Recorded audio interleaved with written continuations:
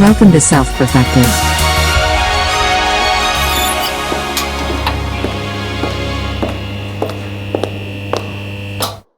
On Facebook. Oh, well, too late, Mitchell. We are starting. Let me just go live in the Facebook group real quick. While he's doing that, welcome. We're here. No one's having more fun than us. That's true. I just want to start with that. Yeah. One of my highlights of my week is to come do the podcast with you guys. Yeah. Especially when we get really serious about things that really matter.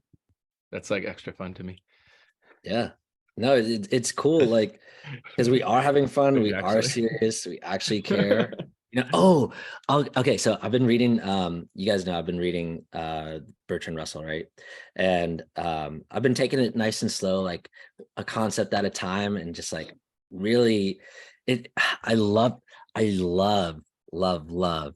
my ability to process information now. Because I remember in the past, I used to read books and I'd be like, the fuck did I just read? Because I heard this through, different trainings and such. What successful people do is they're readers. Leaders are always readers, right? But also the way that they read is they'll read something and then they'll sit and think about what they read, right? And I remember I would read something and I'd be like, the fuck? How is this applicable to my life at all? What the fuck am I gonna do with this information? Who cares? Why'd I just read this, right? Well, now I read and I'm like, wow, fucking amazing, the implications of this, and go really deep with it. So I've been reading this Bertrand Russell book, and I just read a chapter on envy, right? And I was reading through basically how envy will keep you from being happy, right? Pretty obvious. But what a lot of people, the way that they experience envy will be, I have a girlfriend, or I have, some money, or I have, enough for me. But man, imagine if I had the Queen of Sheba. Imagine if I had, how much more amazing would that be? Or, it's a nice morning out here, right? But I hear in Sicily, the birds much more beautifully, the sun shines even brighter. It's more beautiful. And that dims in comparison to, what you're experiencing right now dims in comparison to that. Right. And so it was really interesting because I was reading through this envy, and one of the points that was brought up was too much modesty. When you're living too modestly, or you were raised very modestly to think you're not supposed to have more things or want more or anything, that can also lead to envy, because you're living so modestly, meaning you're trying to make yourself small in the sense that everything else around you is by comparison going to be more or better, or in some way you're like, oh, I wish I would have had that. And one of the things that was brought up was, say, for instance, a parent talking to their children. One child is obviously favored over the other, and that is, of course, going to create envy. But even in the case where the parent loves both children equally, right? You know how parents like to say that, but they don't actually mean it, right?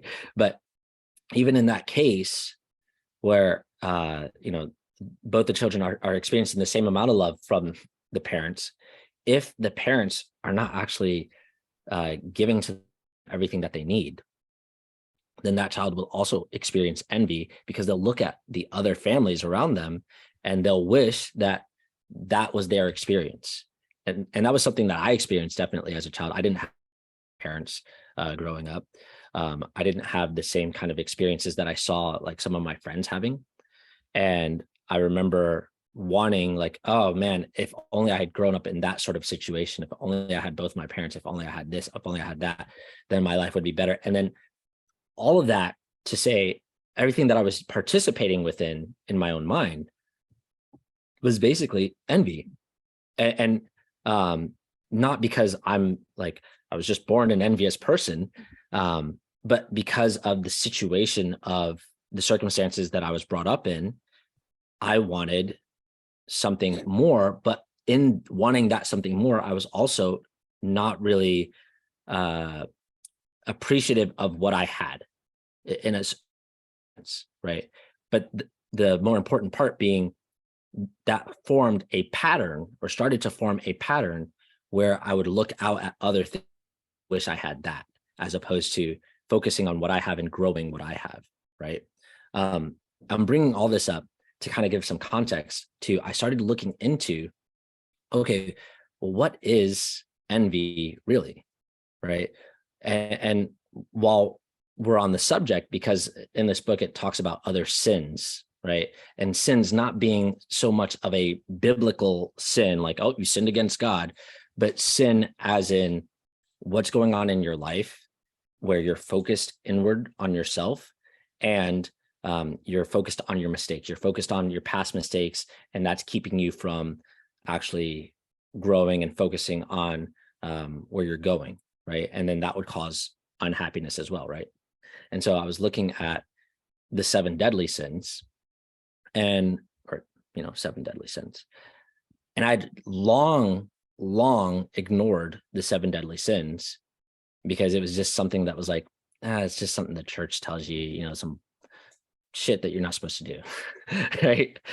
But I wanted to see, like, what is the practicality behind the 7 deadly sins, right? And so I started going through each of them and seeing, like, not just through, meaning like doing them. Yeah, I started doing each and every one, and I think I'm doing pretty good. I think I'm doing pretty good, man. I'm really working on this this wrath one. It's kind of hard for me. I got all the others. All the other ones are down, but the wrath one, I'm like, that's the easiest one for me. Oh yeah, I've been shouting at Christine, but it doesn't seem to work. It's hard for Drake because when he smiles, his eyes smile too, so he can't.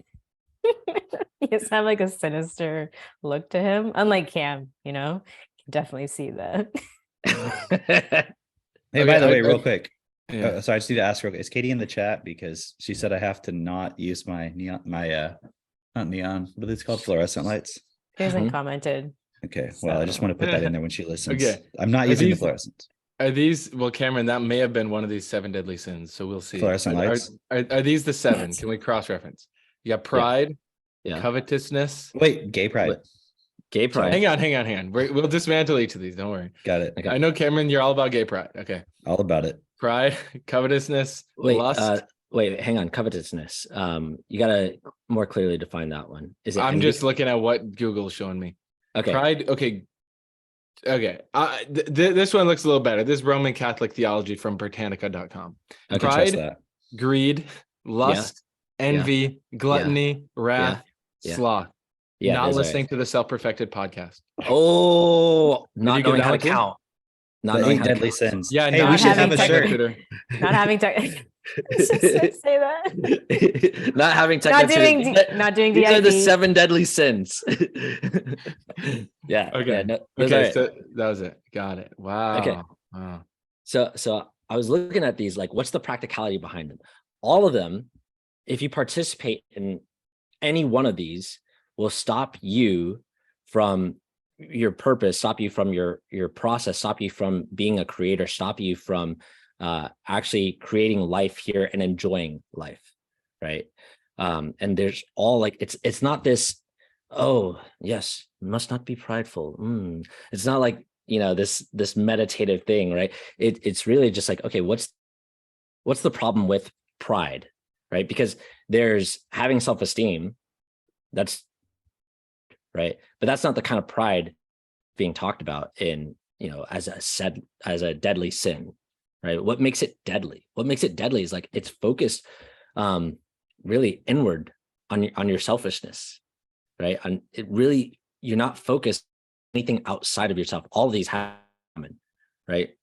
And with pride specifically, it's interesting because in having pride, it's really just being self-centered and thinking of yourself as essentially like the center of the universe, or being the best, or having this inequality with everyone else, right? All of them have inequality within them, but it's like, how in our brochure, in our tree of evil, inequality is more towards the base of the tree, right?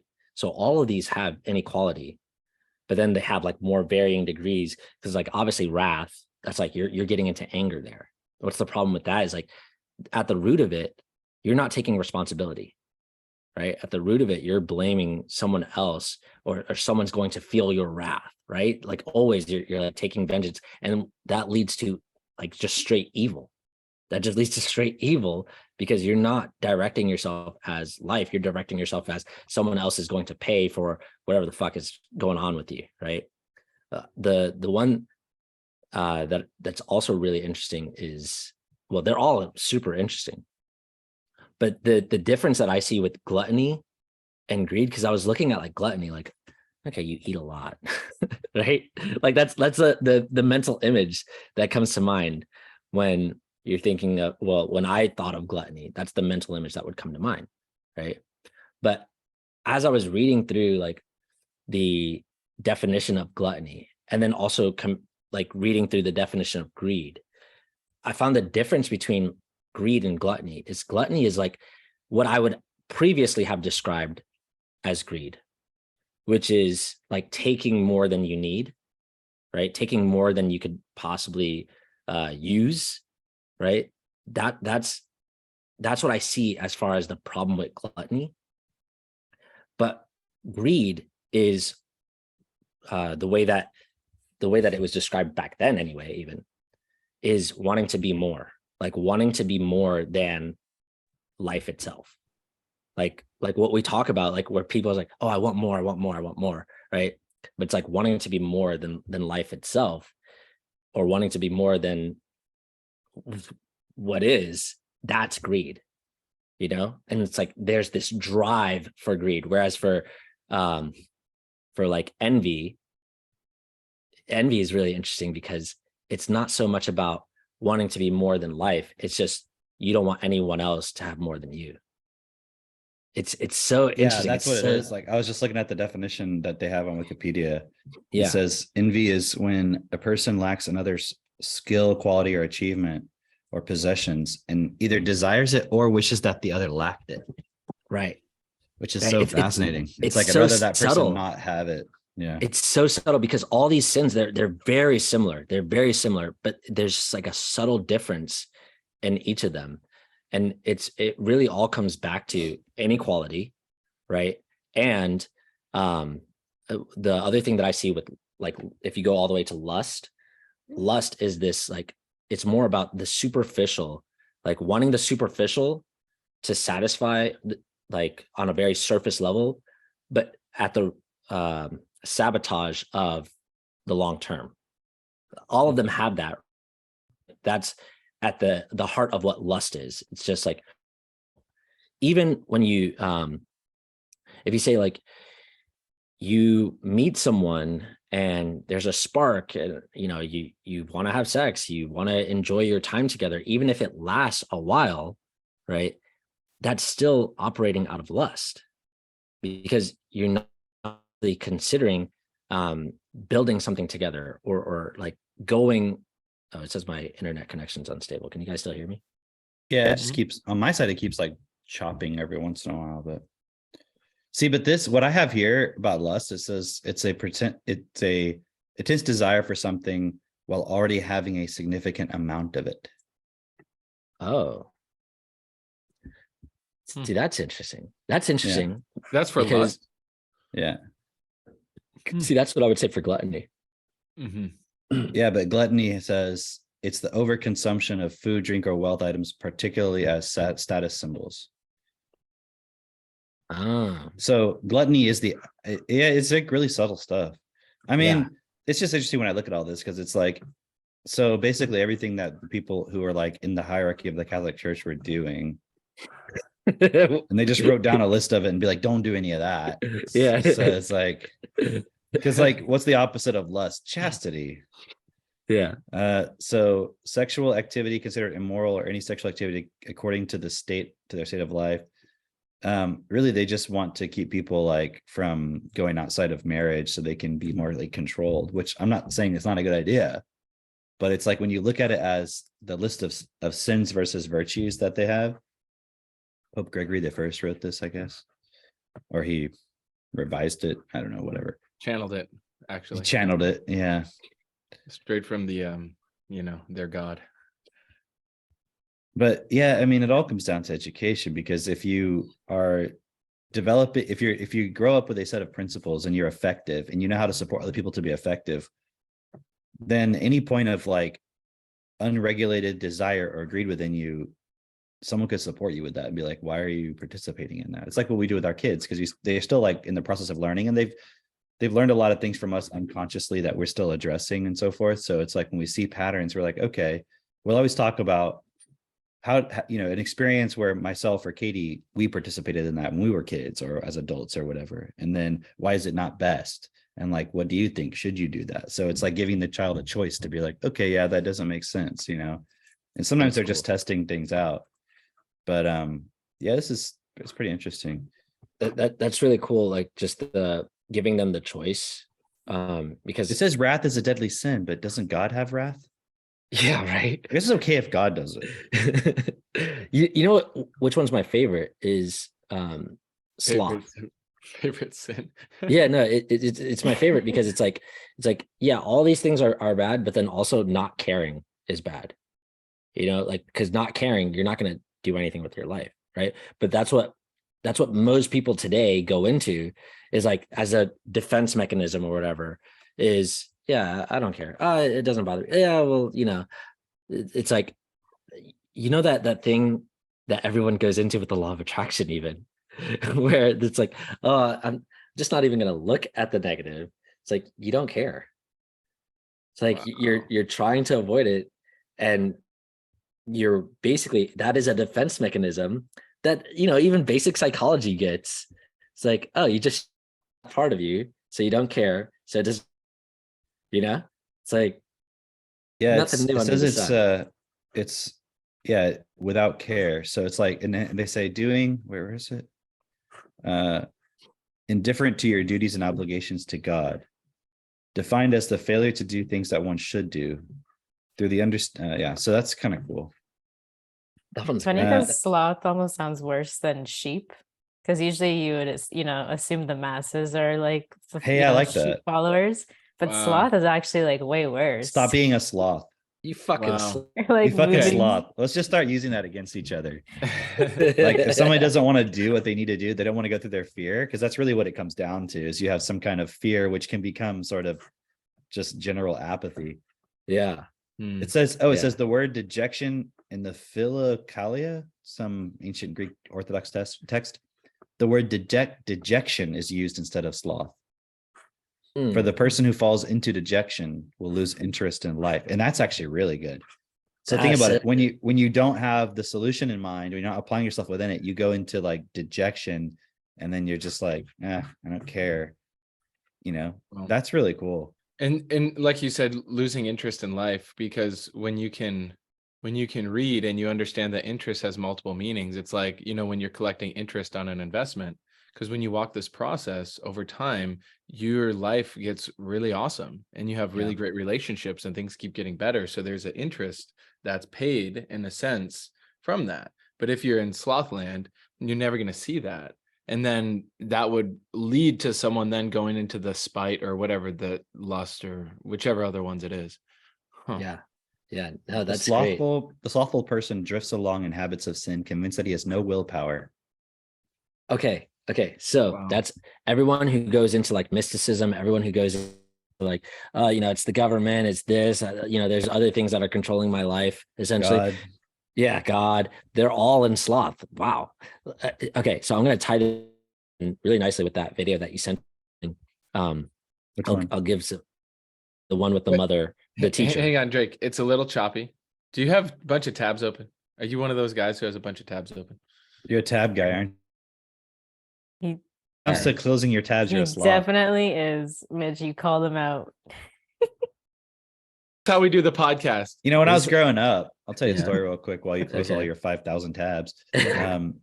My great grandmother, she used to drink this drink. I don't know what it tasted like. It was called purple Tab. drink. No, it's called Tab. Oh, okay. I remember. It wasn't purple drink. It was like red. You remember that? Yeah, it was kind of a light maroon or pink like almost color, like blood. Tab. So I think it was a soda, but I always thought it was iced tea. I don't know why I thought that. I think it's like it was cinnamon bubblegum it flavor. was made by Coca-Cola. It was a diet cola. So it's like the first Diet Coke, basically. Oh wow.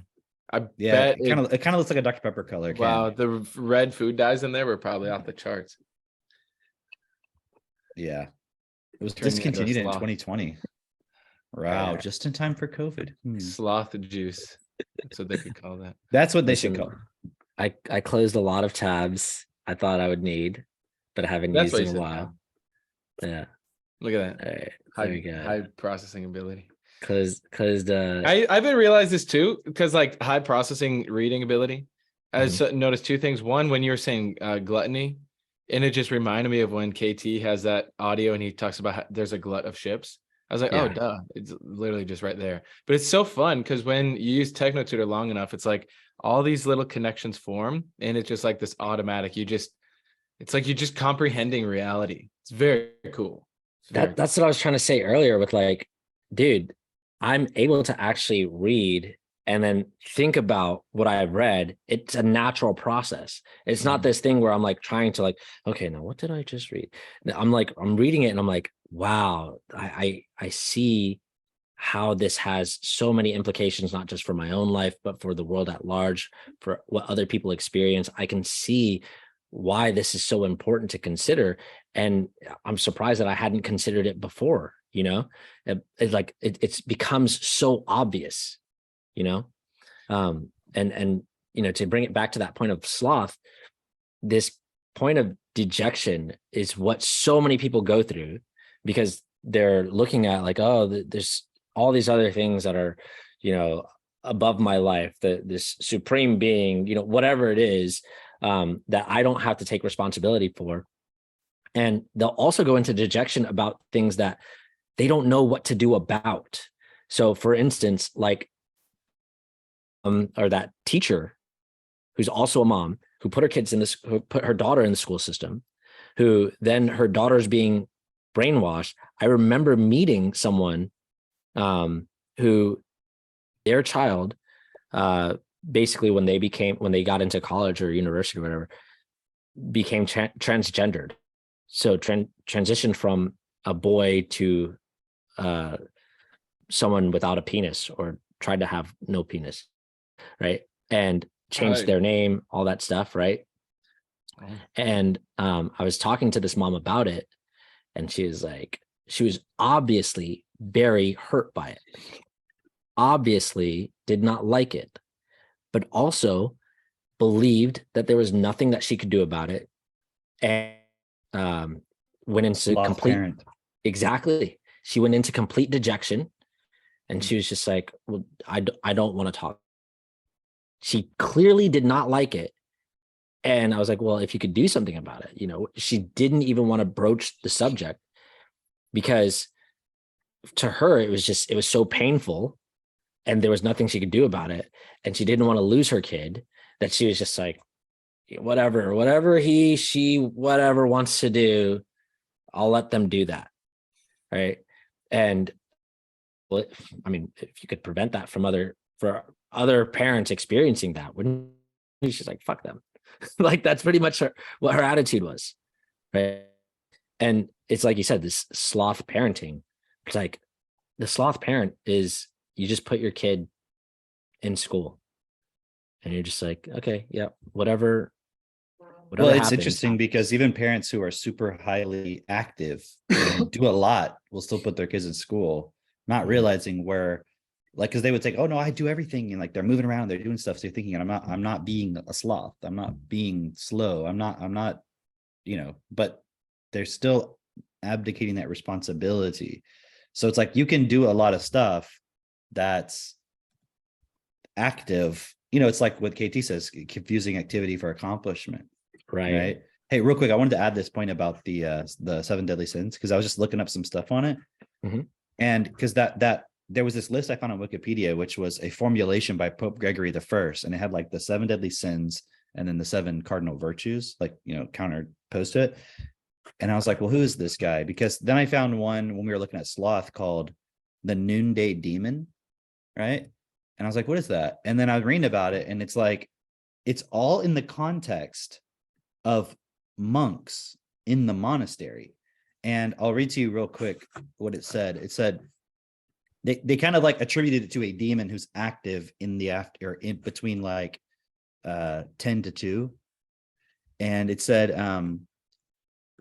it's responsible for acedia, which is the Greek word for the for what was it? Not sloth. What was the one about not caring? Was it sloth?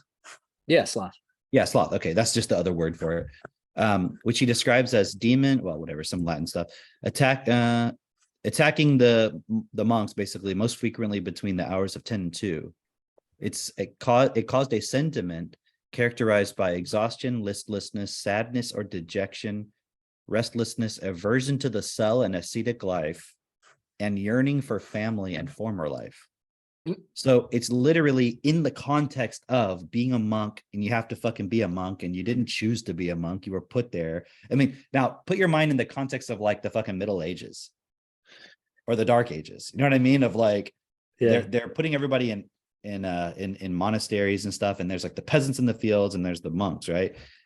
And so the 7 deadly sins, just from what I can tell very quickly, is that it's all in the context of keeping monks in line. And now we're taking these things and applying them to our life out here and like being Catholic or being Christian or whatever. And it's like, Wow. it's literally, there's a context to it. Because like when they wrote back then, they weren't talking to people now. They were Right. talking to the society then. Right. You see what I mean? It's just really fascinating. So Yeah, I'm and it's like, the hierarchy anyway, maintaining control, And exactly, that's what I mean. Yeah. imagine you as the listener, right? Imagine you and your main 5 people around you are responsible for managing, 20,000 people.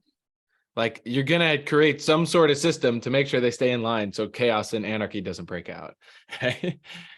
And, it's not to make an excuse for the popes and all that shit, but it's like, okay, we're here now, right? Let's create a way fucking better system and not go into a revolution in the sense of revolving back to where we were. It's like, it's time for the evolution because this shit got us to here and it ain't going to work getting us to the future. Oh, To a future that's worthwhile. Yeah. There's like a whole fucking mythology around this noonday demon thing. Wow. There's one That's called really Lady. fascinating. There's one called Lady Midday. It's like a Serbian Bulgarian thing. It's like Slavic about. It's like she's a woman. She's like basically a woman demon. She basically assails people, the folk who are working at noon, causing heat strokes and aches in the neck, sometimes even causing madness. So it's like, it's like when you're at work and around 2 to 10 to noon and you're just, or 2, and you're just like, fuck, I don't want to be here right now. Like that kind of thing that comes up, and they attribute it to like a demon. Right. And so there's all this fucking mythology, the midday witch. Then there's like poems about it, the noon witch. Like it's like a whole thing. That's hilarious. Instead of it just being like, yeah, why is our society structured in a way where you fucking have to be at work at these times? That is so fascinating because I can so viscerally remember this so many times before I had just built my own business and designed my life how I wanted it to be. Dude, think about it. They made it a fucking deadly sin. They're like, if you are not working from 10 to 2, your head down, you are fucking going. What did monks even do all day? Of it. What were they supposed to do? Transcribe the Bible? They just sing like that. That's monks. They just To keep sing, like channeling the energy, probably. I guess so. I don't know. And then like some of them would collapse by noon between 10 and 2. That's when they noticed all their monks were close. We're losing energy. Oh no. Yeah, it's like little batteries. You know how if you have like not a brand new iPhone, sometimes by midday it has to like get a recharge. Yeah. Like that's what the monks were. That's what you are. Unless you're part of designing the new system. Right? And you're able to innovate your way out of that. Yeah. I was gonna say something, but I forgot. So. I'm looking Oh, at dude, it's already 10 a.m. there. You got the noonday demon already, bro. It's coming. I'm looking at the ways of countering the demon. There's like methods, right? One is I can't tell if it's because there's no context. I can't tell if it's tears or tears, I guess. Either that or tears, but that doesn't make sense. Tears. There are several documented ways of combating this demon, one of which being tears. Tears were seen in Eastern tradition as an acknowledgement of one's need of savior. This Oh, tactic tears. is seen Gotta as be. an exact opposite of lack of care and would counteract the demon. So it's like if you just start crying. Drake, That's start crying. hilarious. Um, It just sounds like Okay. they have blood sugar dysregulation. right. That's what I was thinking. There we It's go. like now they call it like shift work disorder or something. Ora et labora. They just need Ritalin. The balance of prayer and work. Okay. Talking back to the devil. This Oh. method is also known as the anti-retic method and is the use of scripture or prayers to combat negative or evil thoughts that arise in oneself. It is so think about that. The whole idea of praying and using scripture, if you take it back into context, because what people do now is like they'll use like scripture and everything. They're really just trying to combat their fucking evil negative thoughts, thinking that somehow doing that is gonna make Oh, them wow. That's so entertaining. That's so entertaining. Okay, so it's that kind of reminds me of like I was reading. Oh, because I was talking with Avery, right, and we were talking about Jesus, and he had asked me this question. And he was like, "So what happened to Jesus when he started preaching?" Right, and I was like, I don't know. I guess things started working out for him really nicely, right? And he's like, no, no, no. When he first started preaching, and I was like, you mean like as a kid? And he's like, no, when he would go and like go into the temples and everything. And I was like, let me look. Let me look what happened with Jesus. And he ran out of his hometown, right? He went to Nazareth, and he was like, hey. So apparently, what they did in those times, you go to the synagogue. They'd hand you some scripture, and then you like start reading it. It's Jesus read this part that's just like basically filled with spirit. I've come here to help all of you, and it's me. And then he closed the book and sat down, and everyone was looking at him like, what the fuck? Is he implying he is like the Messiah? Like, is this guy serious? Is he for real? And then they ran him out of the town. They literally were trying to throw him over a cliff, and he happened to like walk out of it, right? And I was reading that, and then I started reading some like scriptures around that. And one of the things that stood out to me, which was so funny, is I was reading something where it said like to rebuke. Oh, Jesus rebuked some demon, right? So that was like a little bit later on to rebuke some demon in some temple or something, right? And it's so funny because the imagery that comes to whenever I hear that word rebuke is always in the context of like a black church where like the pastor would be like, I rebuke you in the name of Jesus, rebuked, you are rebuked, right? But it's so funny because like rebuke is just like you like disagree with something, you challenge something, you have a rebuke, like, no, okay, here's the rebuttal, what you're what if doing they is not just said, I take acceptable. issue with you? Right. I take issue with you. Go on. It doesn't sound as strong. Yeah. People think that it means like you're doing something about it. And it's like, you just People disagree. think of a rebuke, like a rebuke would be like, hey, what you're doing is not acceptable. You got to stop that. Like that's a rebuke, right? But the way that and the way that it's done in these black churches, and I don't know if in any other context if it's like this as well, but the way that rebuke is seen is like, I am rebuking you right now with my words, like a strong rebuke for you. Oh, strong rebuke. Yeah. But I just thought that was funny. I wanted to share that. Yeah. So Let's that talk was about that video. Which one? The one I sent you. Okay, yeah. Yeah. You want to give us the breakdown? The breakdown was this woman is speaking at a school board meeting. Also, by the way, just talked to Melissa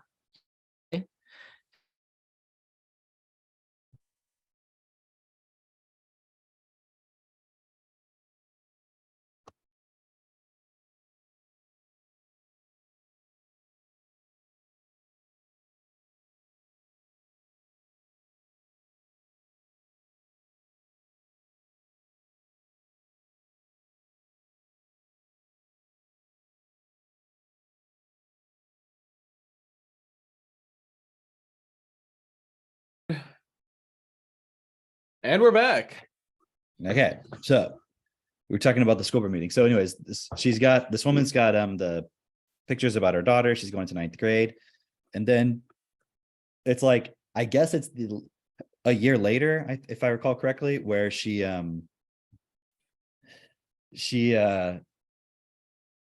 like shaved her head, she's transitioned, and she's cut off her breasts. So she's totally like transgender, all that stuff, right? All right, you there, Jake? Okay. I was just telling the story about the whole thing, right? So I'm I just recording now, explained how Jake. she's transitioned and all that. The daughter's transitioned, all that stuff. Yeah. And she's even had a mastectomy and everything, right? Right. And taking testosterone, right? And the mom's and the woman is getting obviously very upset about it, right? Yeah. And it's just fascinating because then she reveals, she was like, I was a teacher and I taught math and science and things that you're supposed to know. And I taught children to be courageous and, whatever, like some kind of virtues or something, right? And then she's like really upset about the fact that her daughter was brainwashed into becoming transgender, right? You saw it too, right, Christine? Yeah. That video? Yeah. And so I was just looking at that point, like, it's a cool video to show like the crazy shit that's happening in schools, but this is a 9th grader, right? So how old is that? Like 14? 14, yeah. 10, 14, 15, Yeah. something 13, like that? 14, yeah. 13, 14, 15, 16, something. 17, 18, 20. 14, 15. Yeah, no, I 14, think 15. 9th grade But yeah, years the old now. point is like, teenager, right? Yeah. And then it's like, I understand that from what the woman said, it happened very suddenly, like, and it was influenced by her being in school. But she brought up this point. I don't know where she got this information from, but she said children need to be told something 14 times before they'll accept it as true. Yeah. Which is obviously just an average and depends on different things. And she said for adults it only is 7 times. What was that? There was a woman that you sent who was like studying basically the school system, and she was basically sharing about how in the school system it's basically designed to break down a child so that they will accept whatever information they're given by their teachers. Like that's how the school system is designed. I don't know if you remember. This would have been like a year ago that you said. No, I don't remember which one. I mean, yeah, there's kind of. But it makes two things I sense can because think who of. the fuck wants to go to a classroom for 8 hours a day? But the That's whole breaking your will by day 2 of school. exactly. Do you guys remember like a 10 or so at school when the noonday demon would come around? You'd have to do your ablution. I just kept chanting. I rebuked it. Did you I'd just be pick up your so math book and hungry. start like reading problems? Yeah, that was so I remember eating like Pop-Tarts for my snack because I remember just being so painfully hungry, and then I'd eat Pop-Tarts. That was me. And then like an hour later, I'm like, I'm so hungry. I hate this. I would just you were submit. really just hungry for knowledge. I would submit to Sloth. There are literally so many pictures of me asleep in school in many different classrooms. My teachers would be like, "Hey, you're a great kid, but you are always asleep in my class." And I'm like, "Yeah, well, you have a very soothing voice." Yeah, dude, I remember sitting in class and just being like falling asleep and like, yeah, it's so fucked, man. Yeah, It's so fucked. Like, yeah, it's kind of like a monastery. It's kind of it's a lot like that. Yeah, It's a like you're lot. forced to be there. You don't really, you're learning some shit you don't care Just about. memorizing shit. Yeah.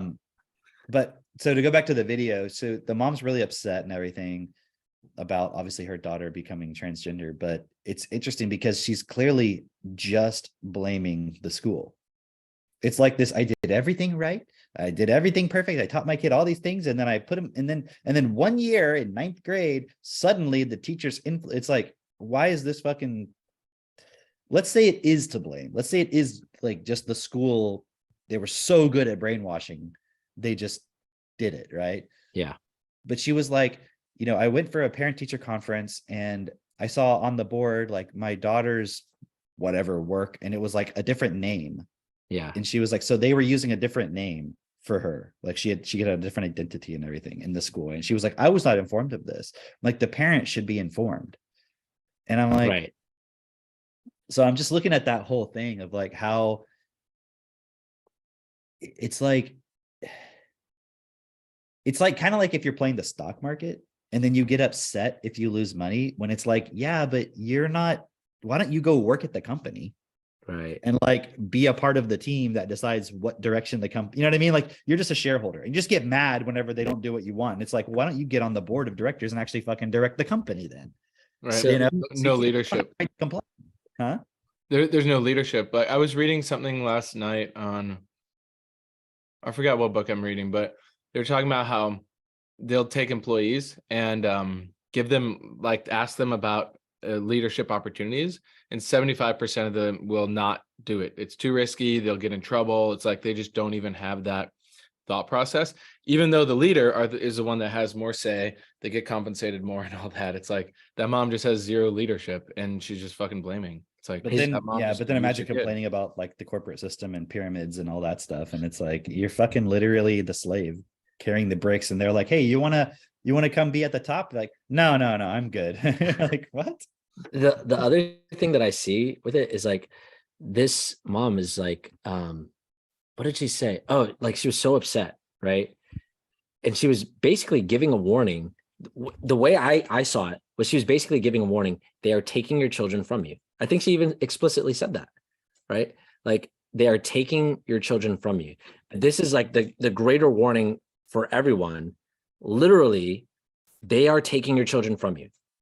Whether they turn transgender or not is kind of irrelevant, because your children are being taken from you, and whatever ideals you have for them. If you are a parent who seriously sees, okay, this is a child that I brought into this world and I am responsible for them and I want the very best for them, and you actually care about that child, you need to understand that the school system is a vehicle to take your child from you and remove you as the parent to have any say in what's going on with that child. Christine was showing me something this past week of in Canada. It was in Canada, right? This infant, the parents refused a transfusion from a vaccinated individual, like a blood transfusion for their infant. And the medical system there. Oh no, this was in New Zealand. Oh, this was in New Zealand. Oh, even worse. Yeah. Okay. Closer to China. Exactly. So the parents, both of them were in agreement. They refused a blood transfusion from a vaccinated individual for obvious reasons. And the government took custody of their child and basically said, listen, now we own your child. So we will make the decisions, whatever medical decisions we deem that this child needs. And, you know, you can hug the child, I suppose, but that's it. Like they'll have some say in like where the child can go to school or something like that. But it's like, they are literally physically removing custody of this child from their parents and saying, this is ours. And so that is what the system is doing.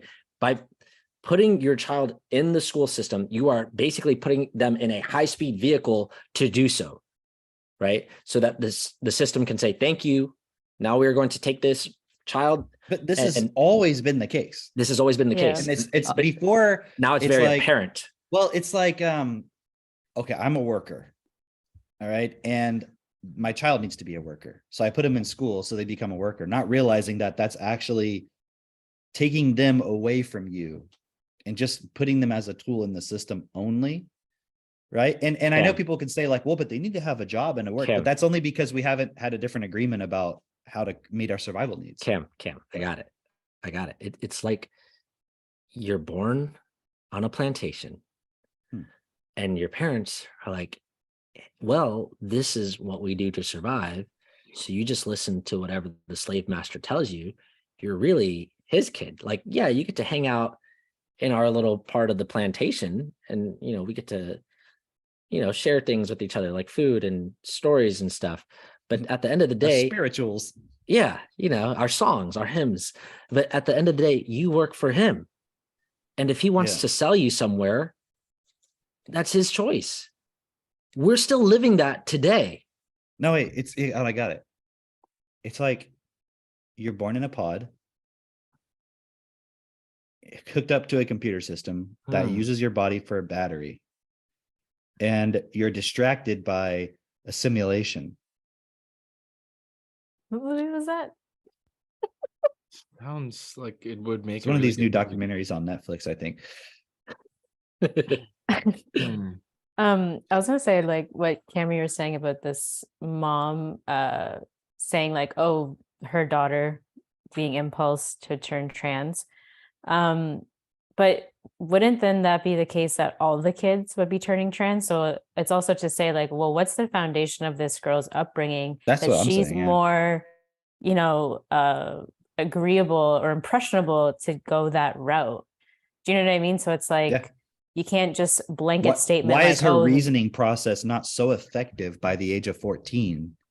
right. I mean, it's obviously a rhetorical question, but I'm saying, why is it not so effective that she can't see through it? And because if it were that effective, why would she be in school? Like, what at the age of 14, 15 years old? Let's just look at what are you learning in school at this time? If even Algebra. that. Yeah. Some But I history mean, yeah, like what are lessons. some history? Shakespeare. What is it? What is normally I'm just thinking in Texas, freshman year of history is like Maybe American history. We had like world it's like history either and that then or world US history. I can't remember which, but Yeah. yeah, it's something like that. We don't even touch history in ninth grade. We just do geography in Canada. You guys just go straight to Damn. the trans hormones in Canada. They're like phys ed is literally just a fucking trans surgery. Phys ed now in Canada is like, okay, you're a girl. All right, you're gonna play football. All right, you're a boy, you're doing ballet. All right, here we go. Perfect. Okay, but so algebra, like usually I think it's biology in America, typically biology or chem, depending if you're more advanced, but usually biology. Wow. Uh And usually it's most some kind of mostly literature class. world science, not earth science. Earth science is what it is, not biology yet. Well, It's I earth went to a science. private school. Okay, so you guys were a bit advanced. I think for most kids, it's earth science in ninth grade because it's even easier than biology, and then start getting into biology. Literally in my class, in my earth science class, we watched The Day After Tomorrow. Oh, nice. And And did that you like learn fucking anything? traumatized me. Did you learn anything? I learned to Climate be fucking change. afraid of everything. So climate change is coming, obviously.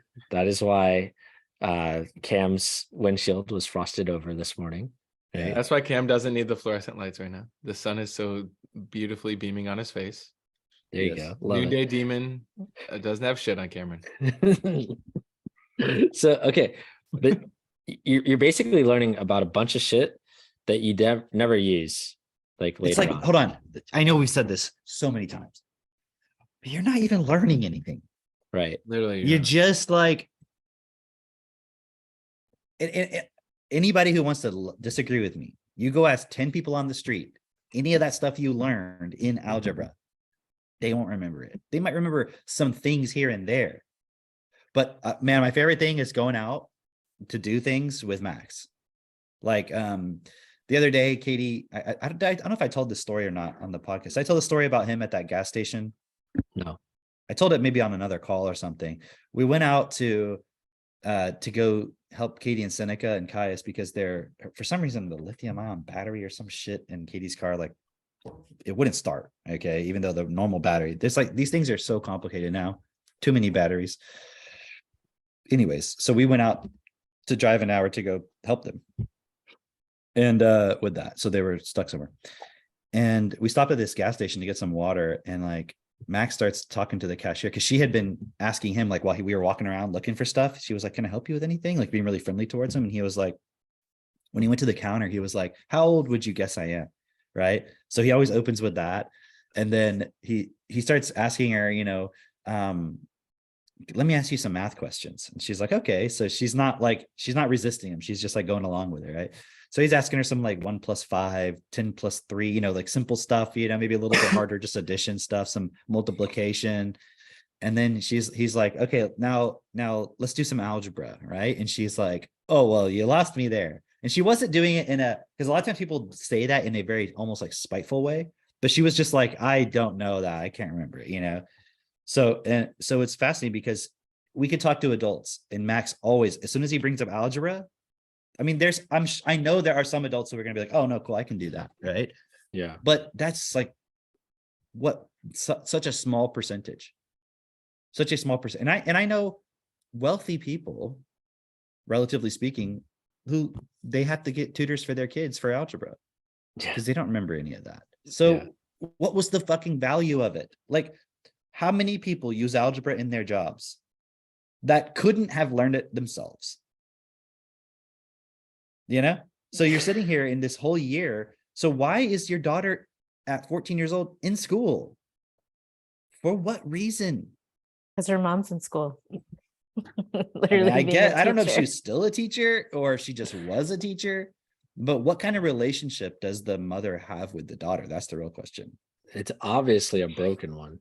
But she would not say, I mean, of course, I understand her point within it was to talk about what's going on within the schools and stuff, but it's always, it's kind of like you're at the school board demanding that something change rather than just being like, let me just get out here and fucking tell people, don't put your kids in school.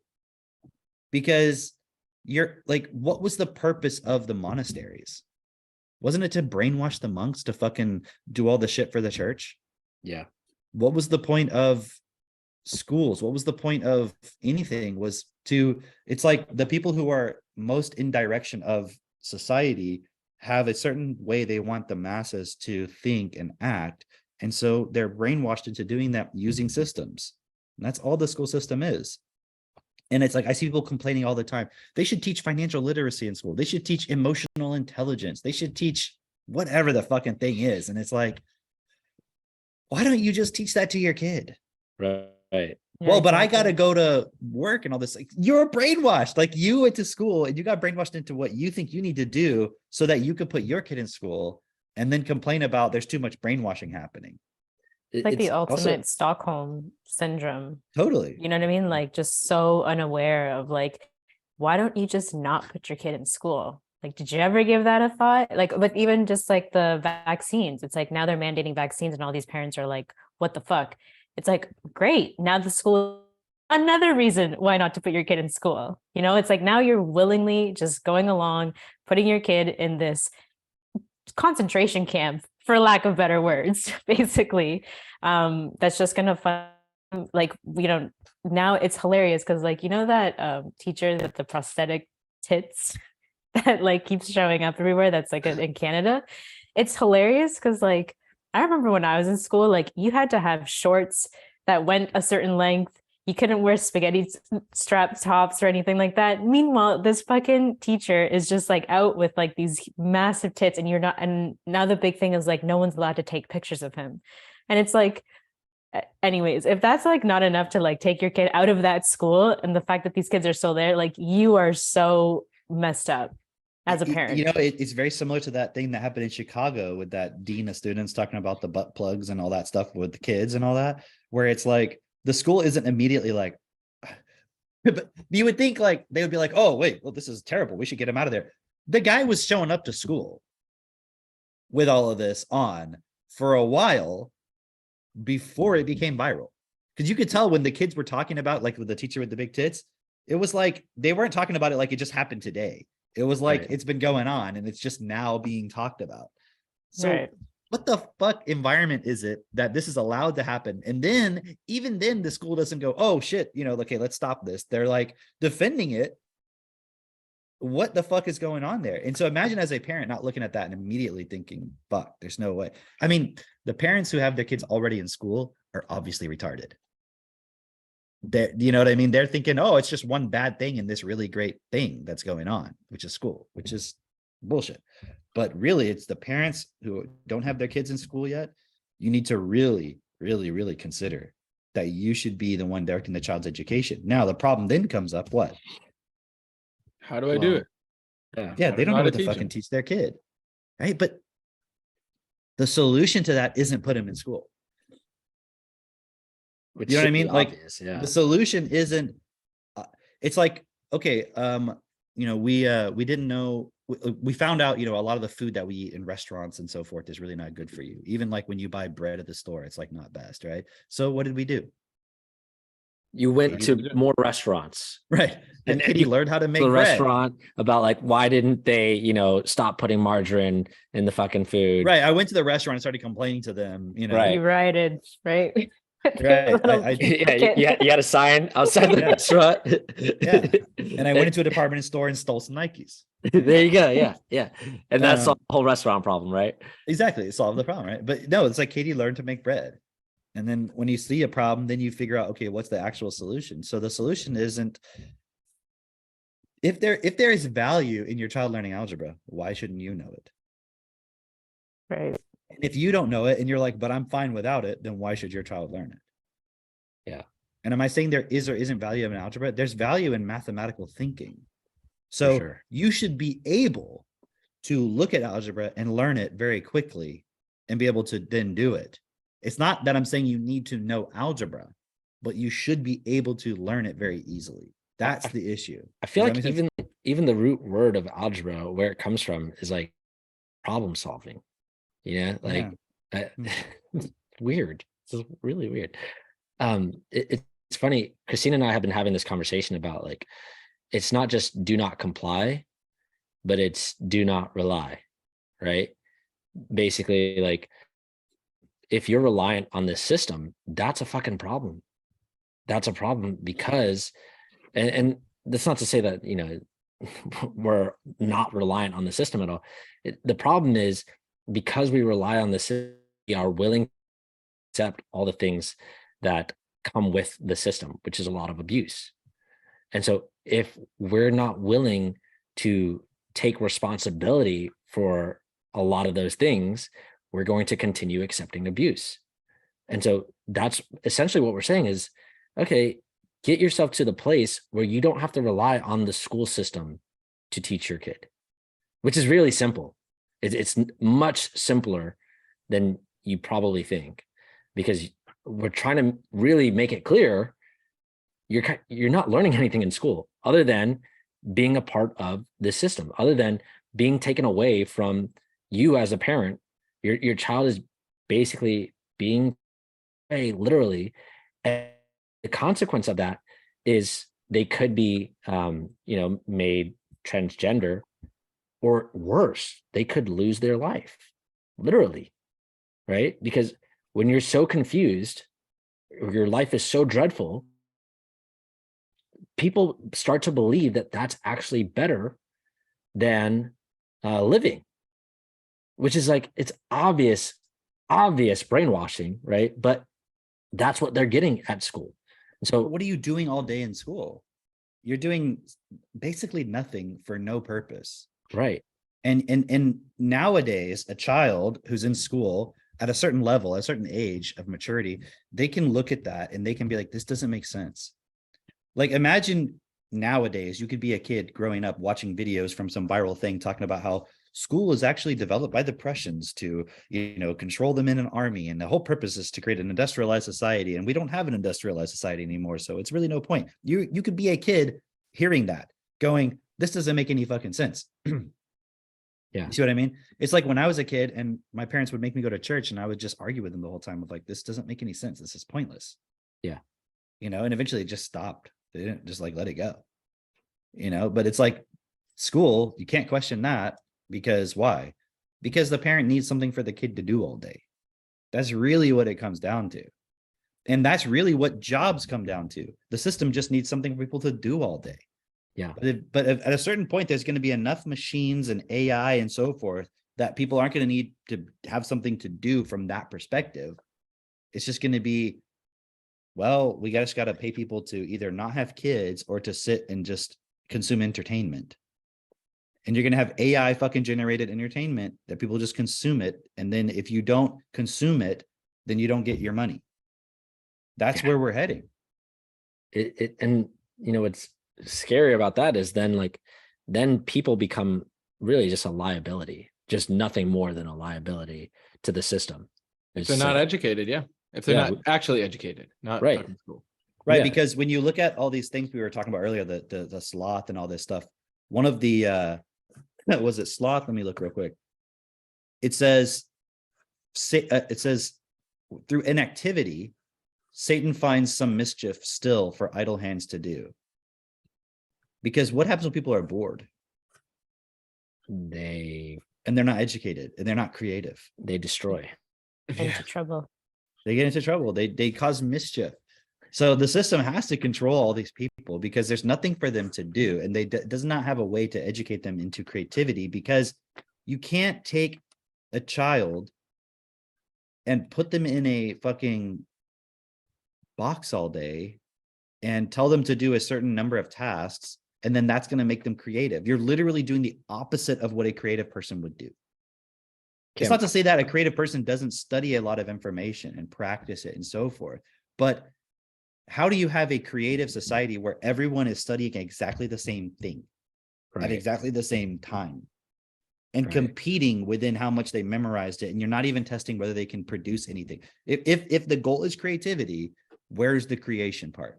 Where's the creation at the end of it? Where is the measurement of, look, I'm not doing this to hold you back, so I want to see what you can do, so we know if we have the feedback of our systems working. There's not even any of that. Think about it. Even when you go to medical school, you graduate, they don't test you to see if you actually fucking are a good doctor. They're just like, did you memorize all the shit we told you? Good. Now you won't question the fucking pharmaceutical companies. That's such a good point. Like, okay, there's two things there. One, I've been talking to a lot of parents who parents and their kids, who their kids say they want to be YouTubers. There's so many kids right now who are like, oh, I want to be a YouTuber, right? And like, last season it was, oh, I want to be a NFL player or a rock star, or, there's so many things that these kids are being impulsed with, that they just want to be this thing, right? But how can everybody be a YouTuber? They cannot. They cannot. Like, how many people? No, this is how we do it. You get surveillance systems installed everywhere, so you're always on camera. Yeah, everyone's a YouTuber then. But it's like someone like a Tim Pool or whoever. How many people do they subscribe to? Right. Do they not subscribe as to many, anybody? Not very many. Not as many that subscribe. So if every single person was equally at the same level as Tim Pool or whoever, whatever content creator, like how many people is Mr. Beast subscribing to? Yeah, right. So is he actually giving to? Do you see what I mean? It wouldn't work if everybody is a star, right? And the system is still the system where the winner goes to the one who's the most popular, or the money goes to that direction. If it's not distributed in an effective way, see, so like, but the thing is, it's money, it's fucking numbers in a computer. We could literally just say like, okay, how can we manage the flow of those numbers so that everybody has what they need, and it can always be like a point of balance. Yeah. And we're brainwashed in school that the way economies work is you have to always be growing. Right. How is that practically possible? But even before we even get there, before we even go down that route, it's like all these kids who want to be YouTubers, who want to be rappers, who want to be whatever, want to be a basketball player, whatever it is that they want to be astronauts, whatever. None of them are taking any steps to actually make any of those things happen. They're not. It's just something it's they like, say. Because you're in school, and at the end of it, you get a diploma. So it's like, okay, someday I'll become a YouTuber. And it's like, just start making fucking, not that it's a valid point. I'm just saying, if it were, just start making videos. It's like when I see people like on my Facebook and like we post a picture of some thing we're doing or whatever, and they're like, I always wanted to do that. And I'm like, just go do it right now. Put your phone down, go do it. What are you talking about? I wish I always could have been a painter. Like, then just go paint something if you're serious about it. Right. I mean, it's a fucking invalid point to be a focus point, but I'm just saying, if you're really that serious about, I always wish I could paint. I always wish I could do that. It's like, if I wish I could do something, I just go do it. And if I can't, I'm like, well, what's the barrier that's stopping me from doing it? Let me start doing that. Thank you, man. What? Yeah. What'd you say? It's sloth commentary. They're just like, oh, Cameron, I wish, blah, blah, blah, blah. But that's the mentality of literally every child right now. Oh, it's like, okay, hold on. Sloth. Except the TT kids. Sloth commenters. And then the influencers are the point of envy. Yes. And so it's like you have the envy, which is the thing you could never do, but then you have the sloths, who are like, sitting there worshiping the people who they think are at the top, instead of it being a point where it's like, hey, if I just had the vocabulary of that thing. And then also there's a lot of it that's just deceptive. Yeah. Well, and Exactly. okay, that is so spot on, because it's literally all these different points of sin in the system, because sinning is missing the mark. Because if you don't have the fucking vocabulary, you're gonna miss the mark. You could reaffirm to yourself all day long, I'm a YouTuber. But if you don't have the fucking vocabulary to do that in a real effective way, it's like it just perpetuates the I have a same perfect damn thing. example of this, right? So we have a compound bow. You guys know what that is? Yeah. It's like a bow, but it has like these wheels and stuff, and it makes, I don't know why it's so special, but it's different than a normal recurve bow. Okay. So it's So my different than the vocabulary is one that still you would- very limited around it, huh? different than the one you'd have in your hair. Yeah, no, not Oh, that kind of bow. Cameron, Let me back up. I've always wanted to shoot a bow and arrow. Someday, Mitch, someday. I'll Hey. just keep commenting. So have I. So you know what? I got a bow. And then we built a shooting range. And then I actually took the bow out there, and like the kids were watching me and they were like, that's really cool. And I was like, do you guys want to try it? And they were like, yeah. I was like, I'll get you bows that, are the right strength for them to be able to do it. So we got those. They haven't yet used them yet because it's been really cold, but right. So it's like, well, just do it. Right. So anyways, I took it out there, and at first for a year, okay, the bow just sat on the top of my gun safe for a year. When I took it down, it had like dust all over the strings or whatever, right?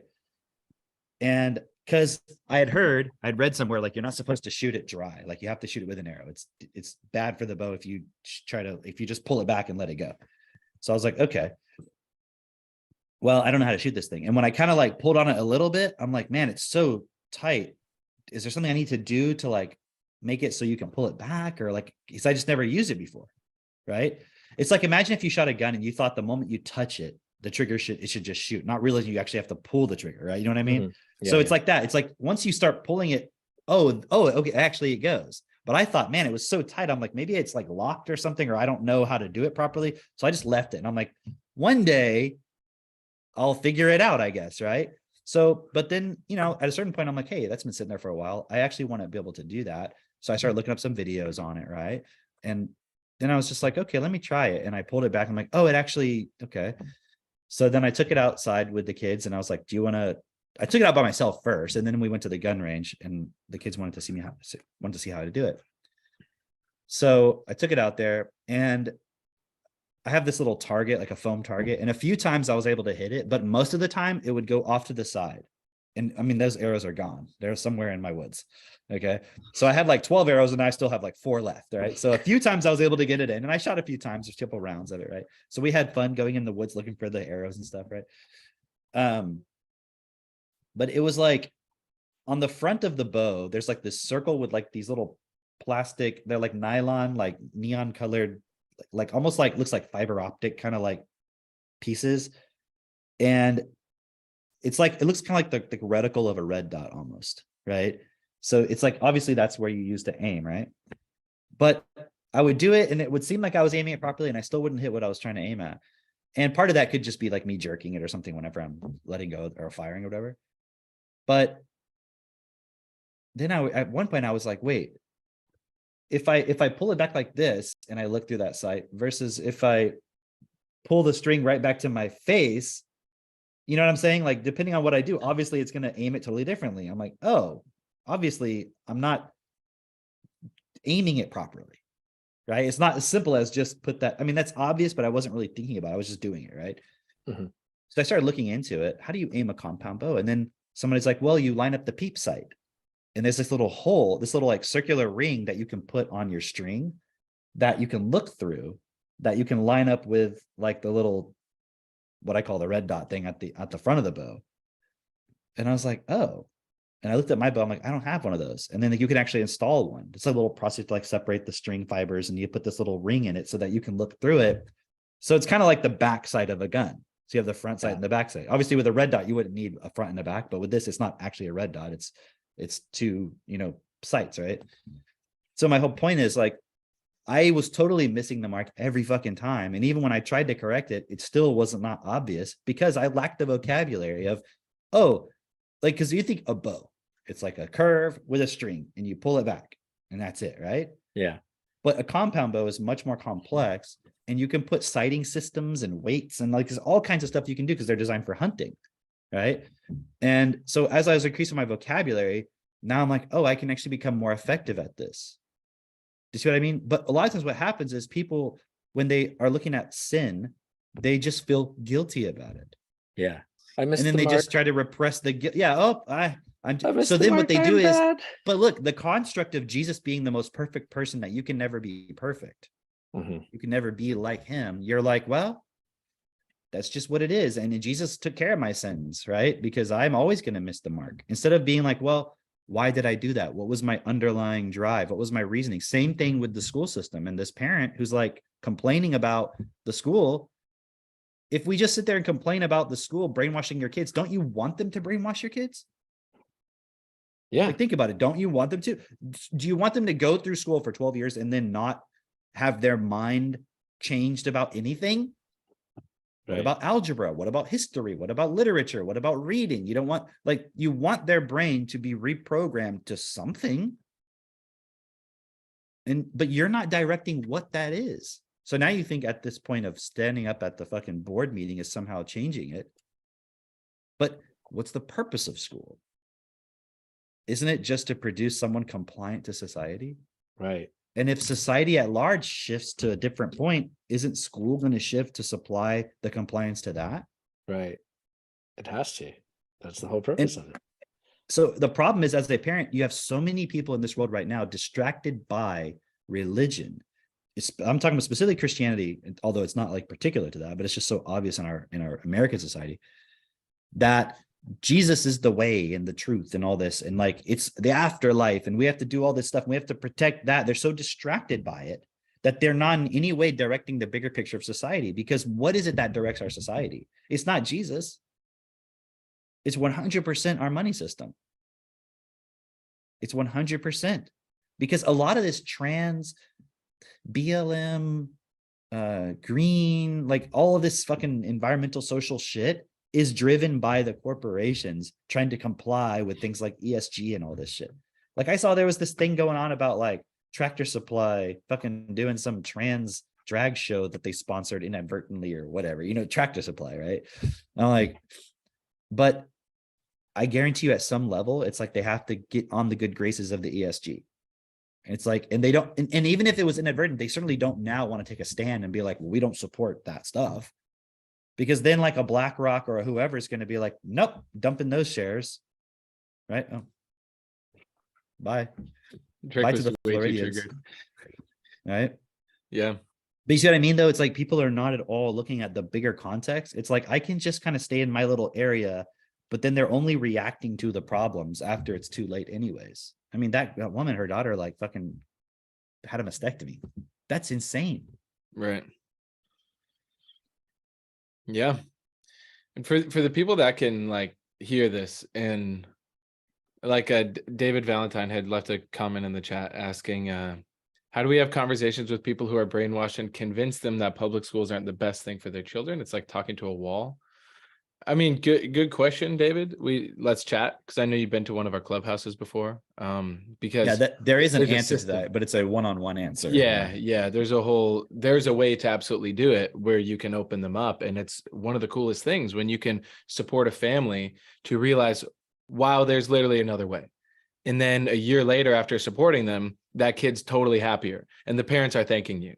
It's like the most fulfilling thing ever to help pull those people out of the matrix. And it may seem like we're talking about the problem because we're saying go out there and tell people not to do it. It's we're doing that so that everyone who watches this and everyone who will watch this understands the nature of the problem so that they can implement the solution. The solution is not just going on. I mean, like, let me put it this way: if you're not a technotutor distributor, there is nothing you can do. Because if you tell somebody don't put your kid in public school, why are you saying public school? We're saying school. Yeah. You say, well, they should homeschool. No, don't homeschool your kids either, because that's still school. Yeah. So there's so much more context to what the actual solution is. And if you just tell a person, it's like going to McDonald's and telling the people who are working at the McDonald's, you guys should stop working here and become entrepreneurs. what are the odds of that? What's going to happen is they're going to go online and be like, oh, cool, check out this crypto investment. Oh yeah, okay, I'm an entrepreneur now. FTX, let me dump my Yeah, money in here. right. I'm going to put all my money in FTX, baby. Yeah, Whoops. yeah, Kevin O'Leary said so. yeah. It sounded Where very there funny. is there is a very specific way that we actually have this. Where like Cameron's saying, it's not about even homeschooling your kid or private school or any of the other schools. It's a very specific process where we can create superior genius kids. Dude, and let me put it this way, like imagine your children doing the things that are of actual value in the context of academics.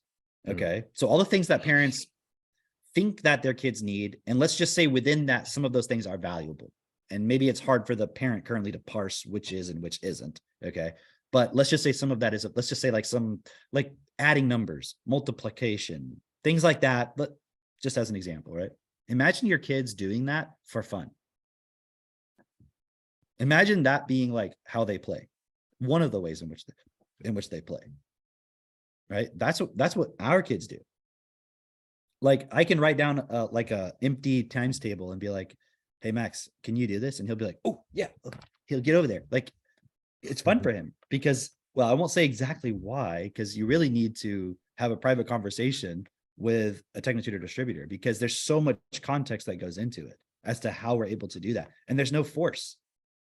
I have never had to force him or Seneca to do anything math related, and yet they like doing that kind of stuff. And that's just one aspect of it. So there's no, and think about that. We're never doing school lessons. We're never doing, okay, now it's time for math class or anything like that. So Imagine that as your childhood if you never had to do math class or be forced to learn. Even subtly. By the age of 6, you can do algebra. Yeah.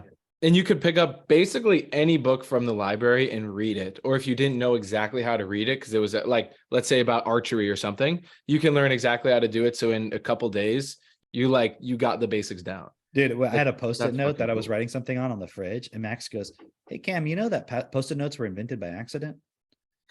And I was like, That's so cool. Really? How do you know that? He goes, oh, I have this book about accidental inventions. And he's like telling me about all these different things that were invented by accident. So it's like he's 6 years old and he can just read about all kinds of stuff. That's awesome. So the idea that it's like, what happens if you're super obsessed about your health and all you do is go to a normal mainstream doctor? You're gonna have more health problems. Generally, right? Yeah. They just put you on these medications versus like, imagine you're like, well, I don't focus on that thing, and yet I'm much more healthy. We don't focus on school, and yet our kids are way advanced compared to any kids in school. So even the things that the kids are learning in school, our kids are more advanced of all of that. And they know about history, and they have context for all kinds of stuff. Yeah. Right. So, but the focus isn't this. The difference is our starting point and the tools we're using, because we don't have the starting point of we're just trying to make them workers that are obedient, compliant slaves. That is actually the starting point of a parent in school, of a parent putting their kid in school, whether they recognize it or not.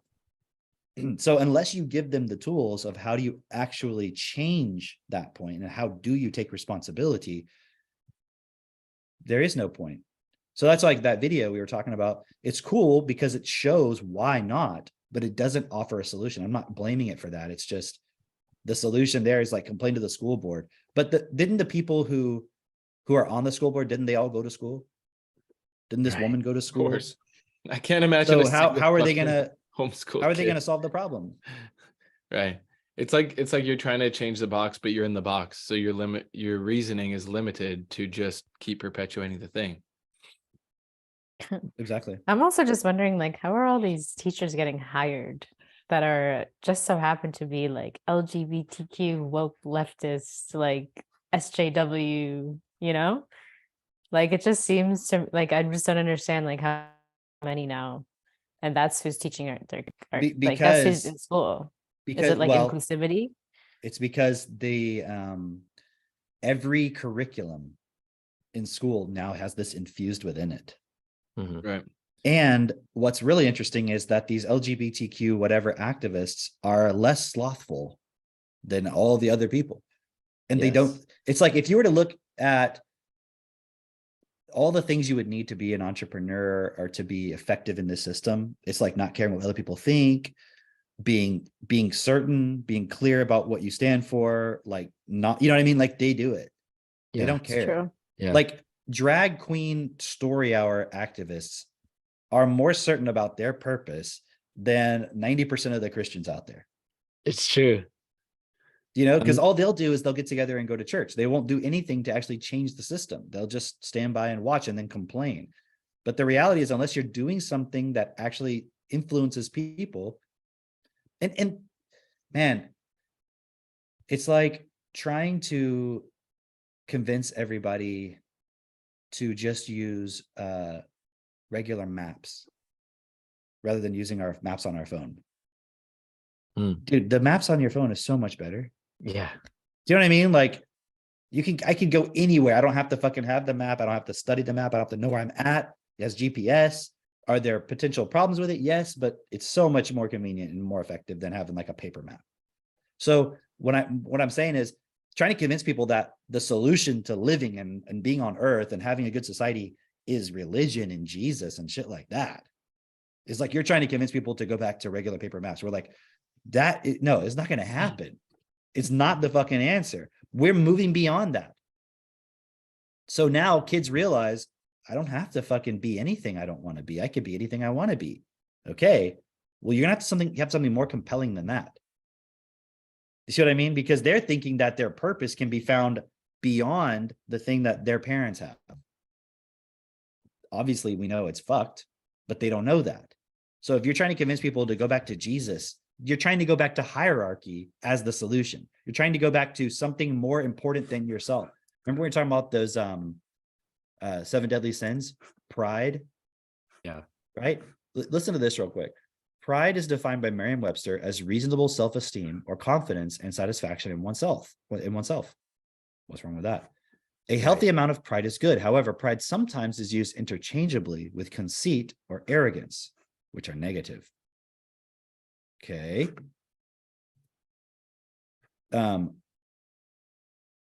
Where's the part? There's a part in here where it's talking about God.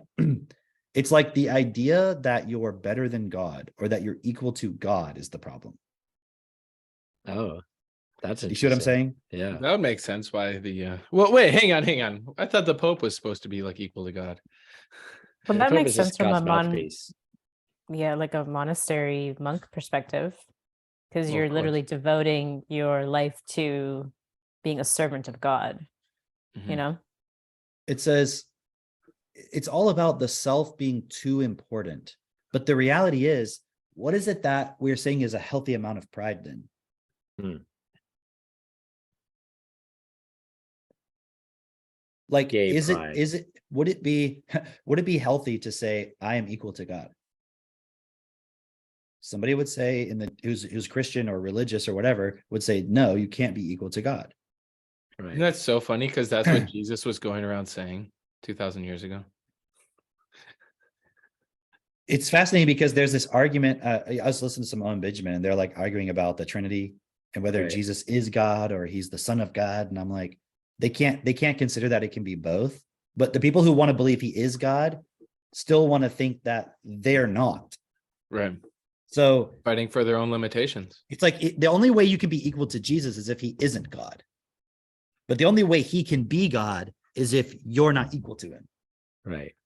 So it's like, what if you're equal to him and he's God, and that implies you're God? Like, can you do basic fucking logic?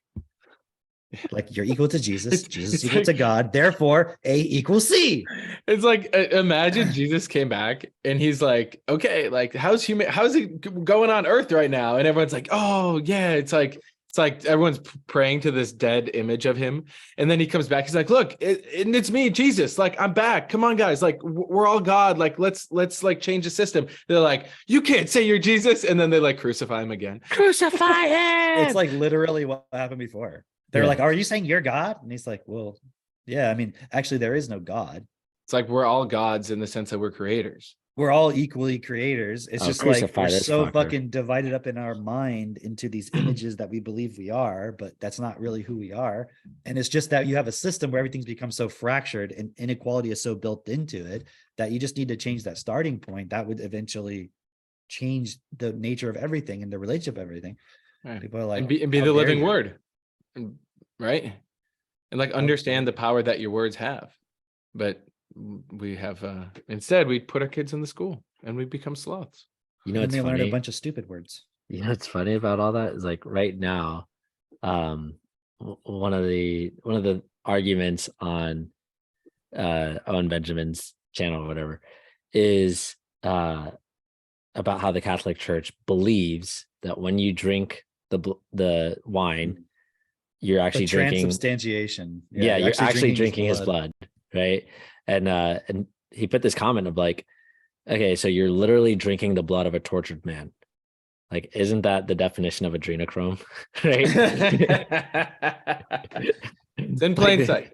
Like, yeah, the Pope is telling you, like, yeah, no, we actually, right? But it's this interesting Wow. thing of like, Wow. it's a flesh eating ceremony, right? Where it's like you're literally eating the flesh, you're literally drinking the blood. That's what they literally believe.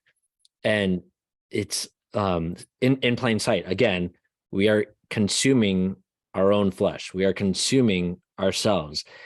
Like that is actually what's happening in this system. In the system that runs within you, you are consuming the flesh that you're using as your body. And it's terrible because you like people will defend it. People will defend, well, no, I'm not.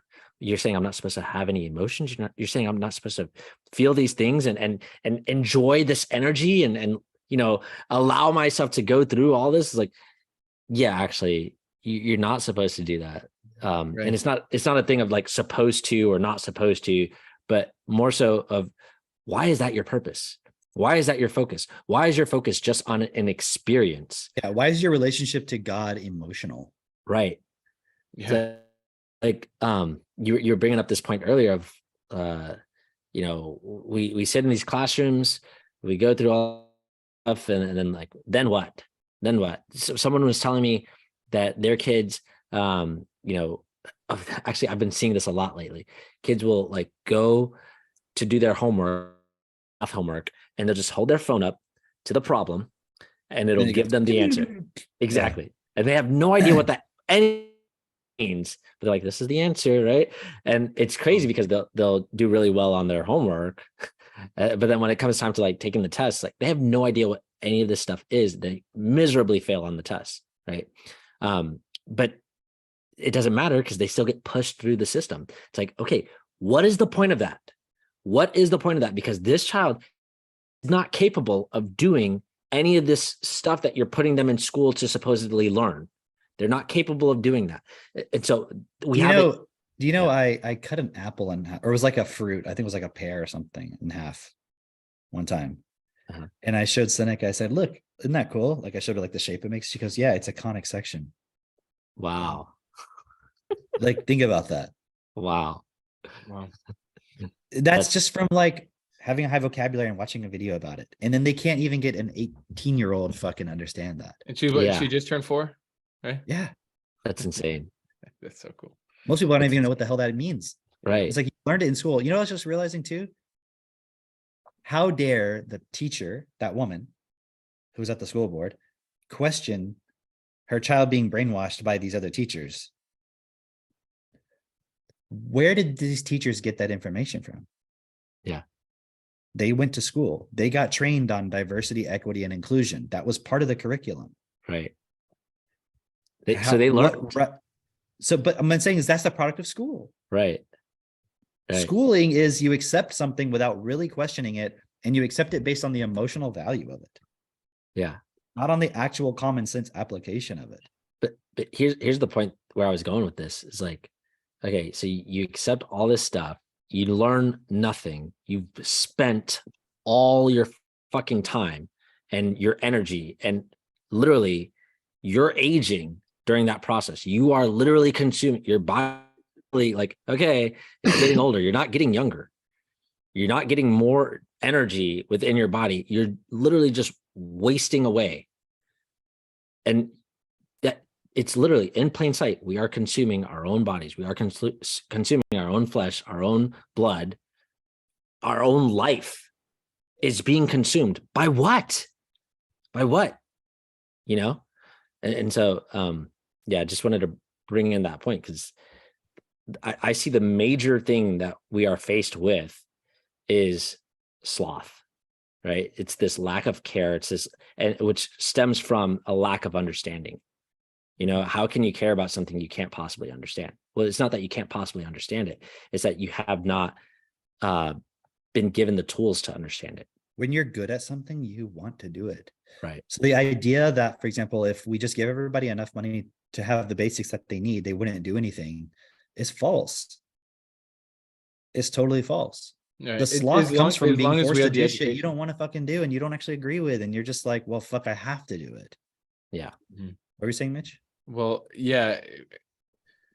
If we have the education built in the system, which is what we do and we work on every day, then yeah, it's like if someone had enough money coming in, great. Now they actually have the time and space to go learn and figure out what it is that they want to do and how they can be a producer. Because like Drake, how you're talking about how people will go through life, go through the system, all that, and they're like just consuming themselves just because of this like momentary experience, and then they basically fucking shrivel up and die. It's like that's really the average person's life right now. What we are presenting here is you actually learn how to be a producer. And then instead of just consuming, it's creator. like this equilibrium. Yeah, you're a creator, you're God in a sense. Yeah. Where you can then use your words and you can use your influence and then work with other people to then produce outcomes that are best for everyone. Right. And that's really how we change the system. You know, it's so beautiful about what Cam just said about, I forgot what you just said, but I knew where I was going with it. Is this point of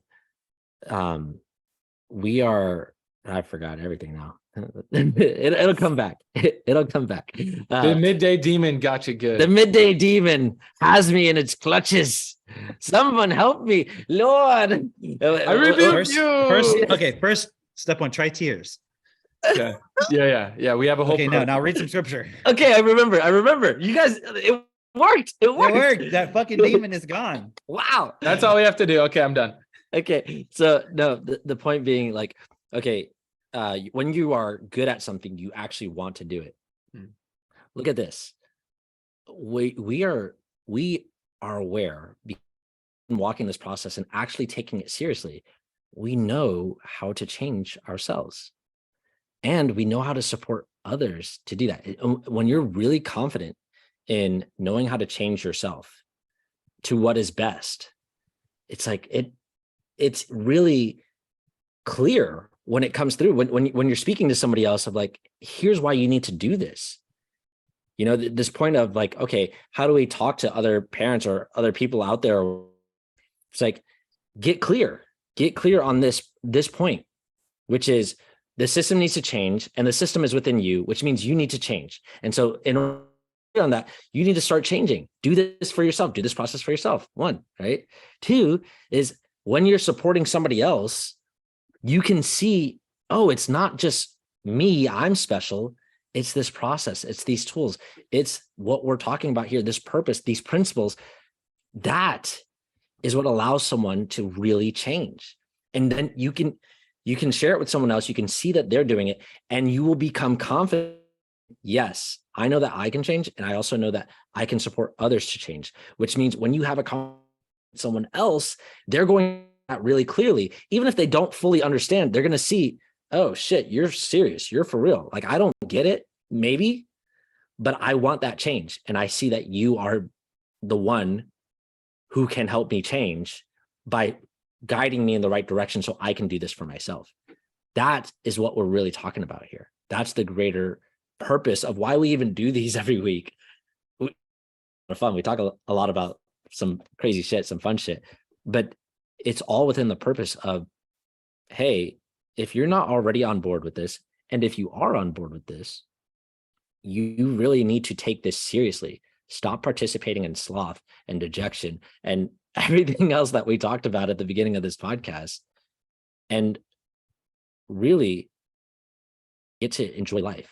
Because when you remove those 7 deadly sins from daily participation, when you actually consider, oh, okay, I'm not going to just participate in sloth. I'm not going to just participate in envy. I'm not going to just participate in greed or whatever it is that you see that you are participating within this system of just letting the system be the way that it is.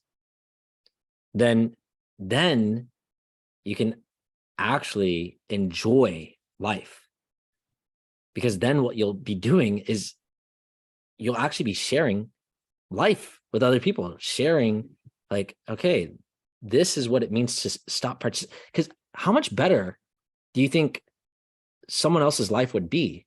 You can see other people when they're participating in this shit. How much better would their life be when they wouldn't have to deal with that within themselves? You know, just that little thing, of removing envy from your life, that little thing of removing lust from your life, removing like sloth, removing greed, and actually being able to like be present here, that will bring you so much more enjoyment. And then taking the step of, okay, sharing this with people and creating a, dude, that is really what you're seeking. That is really what you are looking for. And we have that. You know, because it's not about the sins being deadly in the sense of you won't have afterlife. It's about, are you living right now? Right. Right. So when you stop the points, pride, I think in this context would be thinking that you're above the process or you're above the tools, which is like not really actually seeing yourself as equal. Yeah. Because that's what actual equality is realizing we're all creators equally. And if we all have an equally effective vocabulary, we'll create equally. And you won't have the pride wouldn't even exist, because it'd be like you'd recognize the equality of everybody. Right. So that is really what the process is about. And it's just getting people to the point where they can see the humility of, okay, yes, I'm actually here to be a creator with everybody else and not just go along with things, but to actually stand up as an equal. It's like actually have some real pride in yourself and not accept this false pride of like, oh, you know, I can't change anything. That's just ego. Right. Anything else? I think that's pretty good. See you guys next week. Great. We'll wrap it up. You guys can open this before Christmas. How about that? That. Next time will be Christmas, actually. Oh yeah, Oh, nice. That's cool. All right, Or a little beyond Christmas. nice. See you guys then. All right. See you on Christmas Christmas. special. Bye. See ya.